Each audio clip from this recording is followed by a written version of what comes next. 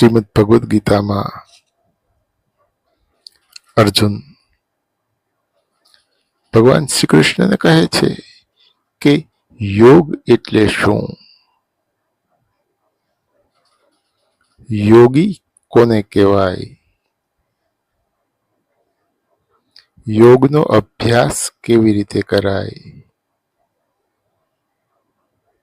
મને યોગ વિશે જાણવાની ખૂબ ઈચ્છા છે. તમે મને યોગ વિશે કહો.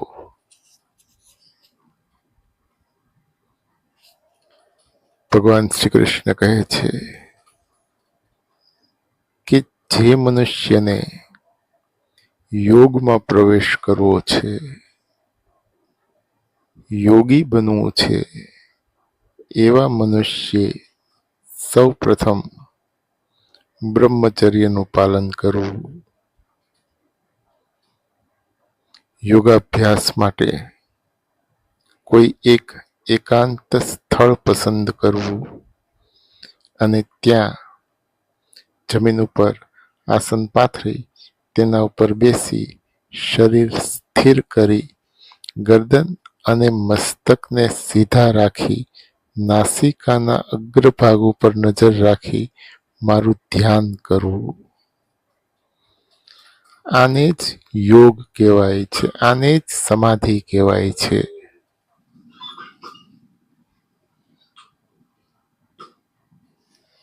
અર્જુન ભગવાન શ્રી કૃષ્ણને કહે છે કે મને યોગ અને યોગીનું સ્વરૂપ બરાબર સમજાતા નથી. યોગ શું છે, યોગીનું સ્વરૂપ કેવું હોય એ મને બરાબર સમજાતું નથી.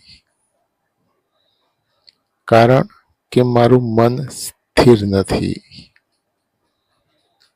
આ મનને પરમાત્મામાં સ્થિર કરવાનો કોઈ ઉપાય, કોઈ માર્ગ તમે મને બતાવો. ભગવાન શ્રી કૃષ્ણ કહે છે કે મનને સ્થિર કરવાનો એક જ ઉપાય છે, અભ્યાસ.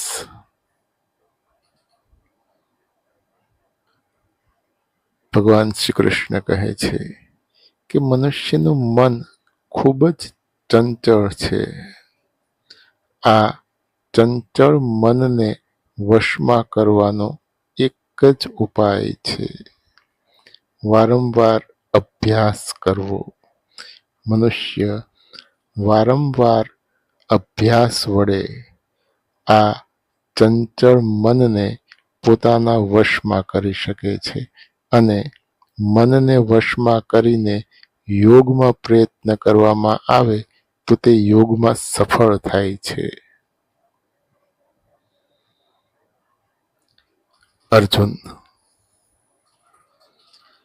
ભગવાન શ્રી કૃષ્ણને કહે છે કે કેટલાક મનુષ્ય યોગમાં સિદ્ધિ પ્રાપ્ત કરી લે છે અને પછી કોઈ કારણસર એ ભ્રષ્ટ થઈ જાય છે. તો આવા યોગ ભ્રષ્ટ સાધકને મૃત્યુ પછી કેવી ગતિ મળે છે? મૃત્યુ પછી એ જીવ ક્યાં જાય છે? એનું શું થાય છે? ભગવાન શ્રી કૃષ્ણ કહે છે કે આવા યોગ ભ્રષ્ટ સાધકનો આ લોકમાં કે પરલોકમાં એનો ક્યાંય વિનાશ થતો નથી, એને ક્યાંય દુર્ગતિ થતી નથી. કારણ કે એણે યોગનો અભ્યાસ કરેલો છે. આવો યોગ ભ્રષ્ટ સાધક મૃત્યુ પછી એ જીવ કોઈ પુણ્યશાળી લોકમાં જાય છે, સ્વર્ગલોક જેવા કોઈ પુણ્યશાળી લોકમાં જાય છે અને ત્યાં ઘણો સમય રહ્યા પછી એનો પૃથ્વી ઉપર કોઈ ધર્મપ્રેમી ધનિકને ત્યાં અથવા તો કોઈ ઋષિકુળમાં એનો જન્મ થાય છે અને જન્મ લીધા બાદ તે ફરીથી યોગનો અભ્યાસ કરે છે, યોગમાં સિદ્ધિ પ્રાપ્ત કરે છે અને યોગમાં સિદ્ધિ પ્રાપ્ત કરી લીધા પછી એ પરમ પદને પ્રાપ્ત કરે છે, પરમાત્મા તત્વને પ્રાપ્ત કરી લે છે. માટે અર્જુન, યોગ અને સિદ્ધિથી ભ્રષ્ટ થયેલા સાધકનું કોઈ પણ કાળે કોઈ પણ જાતની ખરાબ ગતિ થતી નથી. અંતે આવો સાધક પરમ પદને પ્રાપ્ત કરી લે છે, પરમાત્મા તત્વને પ્રાપ્ત કરી લે છે. માટે અર્જુન, તું યોગી બન. ભગવાન શ્રી કૃષ્ણ અર્જુનને કહે છે કે તું યોગી બન. હવે સાંભળ, ભગવાન શ્રી કૃષ્ણ અર્જુનને કહે છે કે હવે સાંભળ,